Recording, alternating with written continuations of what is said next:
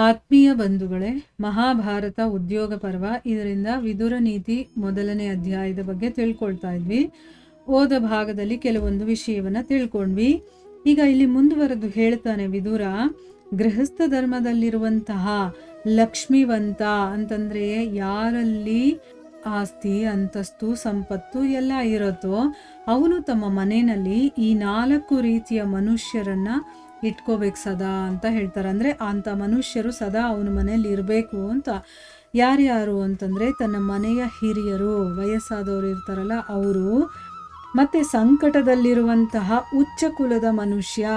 ಈಗ ಉತ್ತಮ ಕುಲದಲ್ಲಿ ಹುಟ್ಟಿರುವಂಥವನು ಆದರೆ ಅವನಿಗೆ ತುಂಬಾ ಕಷ್ಟ ಇರುತ್ತೆ, ಅಂಥವನು ಮನೆಯಲ್ಲಿರಬೇಕು. ಆಮೇಲೆ ಧನಹೀನನಾದಂಥ ಮಿತ್ರ, ಯಾರ ಹತ್ರ ಹಣ ಎಲ್ಲ ಕಳ್ಕೊಂಡಿರ್ತಾನಲ್ಲ ಅಂಥ ಒಬ್ಬ ಮಿತ್ರ ನಮ್ಮ ಮನೆಯಲ್ಲಿರಬೇಕು. ಮತ್ತು ಸಂತಾನ ಇಲ್ಲದೆ ಇರುವಂಥ ಒಬ್ಬ ಸೋದರಿ. ಇವರಿಷ್ಟೂ ಜನ ಗೃಹಸ್ಥ ಧರ್ಮದಲ್ಲಿರುವಂಥ ಲಕ್ಷ್ಮೀವಂತನ ಮನೆಯಲ್ಲಿ ಇರಬೇಕು ಅಂತ ಹೇಳ್ತಾ ಇದ್ದಾರೆ.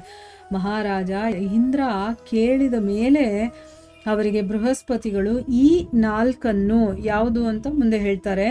ತತ್ಕಾಲದಲ್ಲಿ ಫಲ ಕೊಡುವಂಥದ್ದು ಅಂತ ಹೇಳಿದ್ದಾರೆ. ಅಂದರೆ ಇಂದ್ರ ಬೃಹಸ್ಪತಿಗಳಿಗೆ ತತ್ಕಾಲದಲ್ಲಿ ಫಲ ಕೊಡುವಂಥದ್ದು ಯಾವುದು ಅಂತ ಪ್ರಶ್ನೆ ಕೇಳಿದಾಗ ಅವರು ಈ ಉತ್ತರವನ್ನು ಕೊಟ್ಟಿದ್ದಾರೆ. ಅದನ್ನು ನಾನು ನಿನಗೆ ಹೇಳ್ತೀನಿ ಕೇಳು ಅಂತಂದ್ಬಿಟ್ಟು, ದೇವತೆಗಳ ಸಂಕಲ್ಪ, ಬುದ್ಧಿವಂತರ ಪ್ರಭಾವ, ವಿದ್ವಾಂಸರ ನಮ್ರತೆ ಮತ್ತು ಪಾಪಿಗಳ ವಿನಾಶ, ಇದು 4 ಇದೆಯಲ್ಲ, ಇದು ತಕ್ಷಣವೇ ನಮಗೆ ಫಲ ಕೊಡುವಂಥದ್ದು. ಆಮೇಲೆ 4 ಕರ್ಮಗಳು ಭಯವನ್ನು ದೂರ ಮಾಡುವಂಥದ್ದು. ಆದರೆ ಅದೇ ಕರ್ಮವನ್ನು ನಾವು ಸರಿಯಾಗಿ ಮಾಡದಿದ್ದರೆ ಅವೇ ನಮಗೆ ಭಯವನ್ನು ಕೊಡುವಂಥದ್ದಾಗಿದೆ. ಅದು ಯಾವುದು ಅಂತಂದರೆ ಆ ಕರ್ಮಗಳು ಗೌರವದಿಂದ ಅಗ್ನಿಹೋತ್ರ ಮಾಡೋದು, ಆದರದಿಂದ ಮೌನದ ಪಾಲನೆಯನ್ನು ಮಾಡೋದು, ಆದರದಿಂದ ಸ್ವಾಧ್ಯಾಯ ಮಾಡೋದು ಮತ್ತು ಆದರದಿಂದ ಯಜ್ಞದ ಅನುಷ್ಠಾನ ಮಾಡೋದು. ನೋಡಿ, ಈ 4 ಕರ್ಮಗಳು ನಮ್ಮಿಂದ ಭಯವನ್ನು ದೂರ ಮಾಡುವಂಥದ್ದು. ಯಾವುದು, ನಾವು ಅಗ್ನಿಹೋತ್ರವನ್ನು ಪ್ರತಿನಿತ್ಯ ಮಾಡಿದ್ರೆ ನಮಗೆ ಭಯ ಅನ್ನೋದು ಇರೋದಿಲ್ಲ. ಆಮೇಲೆ ಮೌನದ ಪಾಲನೆ, ಆದಷ್ಟು ಮೌನವಾಗಿರ್ಬೇಕು, ಜಾಸ್ತಿ ಮಾತಾಡೋಕ್ಕೆ ಹೋಗಬಾರ್ದು ನಾವು. ಅದು ಕೂಡ ನಮ್ಮನ್ನು ಸುರಕ್ಷಿತವಾಗಿಡತ್ತೆ, ಭಯ ಇರೋದಿಲ್ಲ ನಮಗೆ. ಆಮೇಲೆ ಸ್ವಾಧ್ಯಾಯ ಅಂದ್ರೇನು, ನಾವು ಸ್ವಂತ ಇಚ್ಛೆಯಿಂದ ಭಗವಂತನ ವಿಚಾರಗಳನ್ನು ತಿಳ್ಕೊಳ್ಳೋದು. ಮತ್ತು ಗೌರವದಿಂದ ಒಂದು ಯಜ್ಞದ ಅನುಷ್ಠಾನವನ್ನು ಮಾಡ್ತೀವಲ್ವ, ಅದು ಇಷ್ಟೂ ಕೂಡ ನಮ್ಮನ್ನು ಭಯದಿಂದ ಮುಕ್ತಗೊಳಿಸುತ್ತೆ. ಆದರೆ ಯಾವಾಗ ನಾವು ಸರಿಯಾಗಿ ಮಾಡೋದಿಲ್ವೋ ಅದು ರಿಯಾಕ್ಟ್ ಮಾಡುತ್ತೆ, ಅದ್ರ ರಿವರ್ಸ್ ಆಗಿ ನಮಗೆ ಫಲವನ್ನು ಕೊಡುತ್ತೆ. ಭರತ ಶ್ರೇಷ್ಠನೇ, ತಂದೆ, ತಾಯಿ, ಅಗ್ನಿ, ಆತ್ಮ, ಗುರು, ಮನುಷ್ಯ ಈ 5 ಅಗ್ನಿಗಳನ್ನು ಬಹಳ ಜೋಪಾನವಾಗಿ ಸೇವೆ ಮಾಡಬೇಕು. ನೋಡಿ, ತಂದೆ ತಾಯಿಯ ಸೇವೆ ಮಾಡಬೇಕು, ಬೆಂಕಿಯ ಸೇವೆ ಮಾಡಬೇಕು, ಗುರುಗಳ ಸೇವೆ ಮಾಡಬೇಕು, ಆತ್ಮದ ಸೇವೆ ಜೋಪಾನವಾಗಿ ನಾವು ಸೇವೆ ಮಾಡಬೇಕು. ನಾವು ಶರೀರಕ್ಕೆ ಏನು ಬೇಕೋ ಎಲ್ಲ ಮಾಡ್ತೀವಿ, ಆತ್ಮವನ್ನು ಮರ್ತೇ ಹೋಗ್ತೀವಿ ಅಲ್ವಾ. ದೇವತೆಗಳು, ಪಿತೃಗಳು, ಮನುಷ್ಯರು, ಸನ್ಯಾಸಿಗಳು ಮತ್ತು ಅತಿಥಿಗಳು, ಈ 5ರ ಪೂಜೆಯನ್ನು ಯಾರು ಮಾಡ್ತಾನೋ ಅಂಥ ಮನುಷ್ಯ ಶುದ್ಧವಾದ ಯಶಸ್ಸನ್ನು ಪಡಿತಾನೆ.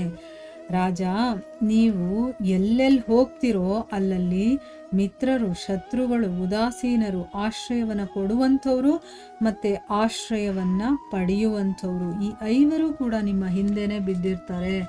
ಎಲ್ಲಿ ಹೋದರೂ ಇಂಥವರು ಸಿಕ್ಕೇ ಸಿಗ್ತಾರೆ. 5 ಜ್ಞಾನೇಂದ್ರಿಯಗಳ ಮನುಷ್ಯನ ಒಂದು ಇಂದ್ರಿಯ ಏನಾದರೂ ಛಿದ್ರ ಬಿದ್ರವಾಯಿತು ಅಂದರೆ ದೋಷಪೂರಿತವಾಯಿತು ಅಂತಂದರೆ ಏನು, ಇದರಿಂದ ಏನಾಗುತ್ತೆ, ಅವನ ಬುದ್ಧಿ ಯಾವ ರೀತಿ ಹೊರಗಡೆ ಬಂದ್ಬಿಡುತ್ತೆ ಅಂತಂದರೆ, ಹೇಗೆ ಒಂದು ವಾಟರ್ ಬ್ಯಾಗ್ ಇರುತ್ತಲ್ಲ, ಅದು ಒಂದು ಸಣ್ಣ ತೂತೇನಾದರೂ ಹಾಕ್ಬಿಟ್ರೆ ಆ ತೂತಿಂದ ಹೇಗೆ ಅದರ ಒಳಗಡೆ ಇರುವಂಥ ನೀರೆಲ್ಲ ಹೊರಗಡೆ ಬಂದ್ಬಿಡುತ್ತೋ ಹಾಗೆ. ಅಂದರೆ ನಮ್ಮ 5 ಇಂದ್ರಿಯಗಳು ನಮ್ಮ ಕಂಟ್ರೋಲಲ್ಲಿದ್ದಾಗ ಅದು ಸೇಫಾಗಿರುತ್ತೆ.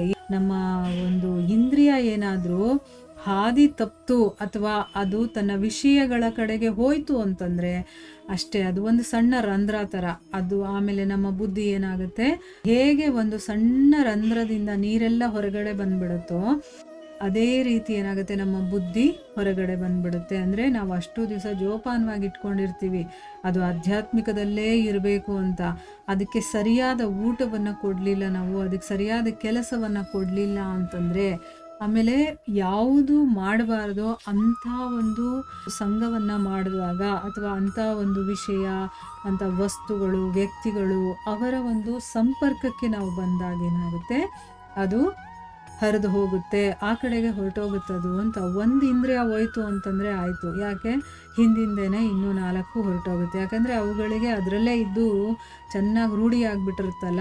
ಸೊ ಅದಕ್ಕೋಸ್ಕರ ಏನಾಗುತ್ತೆ, ಅದು ತಂತಾನಾಗೆ ವಾಪಸ್ ಅದರಲ್ಲೇ ಹೋಗಿ ಅದರಲ್ಲೇ ಮುಳುಗಿ ಅದರಲ್ಲೇ ತೇಲಾಡುತ್ತೆ. ಮತ್ತದನ್ನು ಈ ಕಡೆ ಕರ್ಕೊಂಬರಬೇಕು ಅಂತಂದರೆ ತುಂಬ ಕಷ್ಟ. ಅದಕ್ಕೆ ಆಲ್ರೆಡಿ ಈಗ ಹೇಗೋ ಮಾಡಿ ಅದು ಈ ಕಡೆಗೆ ಬಂದಿದೆ ಅಲ್ವಾ, ಅದನ್ನು ಬಿಡೋದಕ್ಕೆ ಹೋಗಬಾರ್ದು. ನಮ್ಮ ಇಂದ್ರಿಯಗಳನ್ನು ಸರಿಯಾಗಿ ನಾವು ಕಂಟ್ರೋಲ್ ಮಾಡಿ ಇಟ್ಕೊಂಡಿರ್ಬೇಕಂದ್ರೆ, ಕಂಟ್ರೋಲ್ ಮಾಡೋದು ಅಂತಂದರೆ ಅದಕ್ಕೆ ಇಂದ್ರಿಯದಲ್ಲಿ ಆಸಕ್ತಿ ಇದೆಯಲ್ವಾ, ಅದಕ್ಕೆ ಆಧ್ಯಾತ್ಮಿಕದಲ್ಲಿ ಆಸಕ್ತಿ ಬರೋ ಹಾಗೆ ನಾವು ಮಾಡಬೇಕಷ್ಟೇ.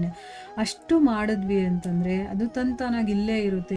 ಏನೇ ವಿಷಯಗಳು ತಮ್ಮ ಕಣ್ಮುಂದೆ, ನಮ್ಮ ಇಂದ್ರಿಯಗಳ ಮುಂದೆ ಬಂದರೂ ಅದು ವಿಚಲಿತವಾಗೋದಿಲ್ಲ.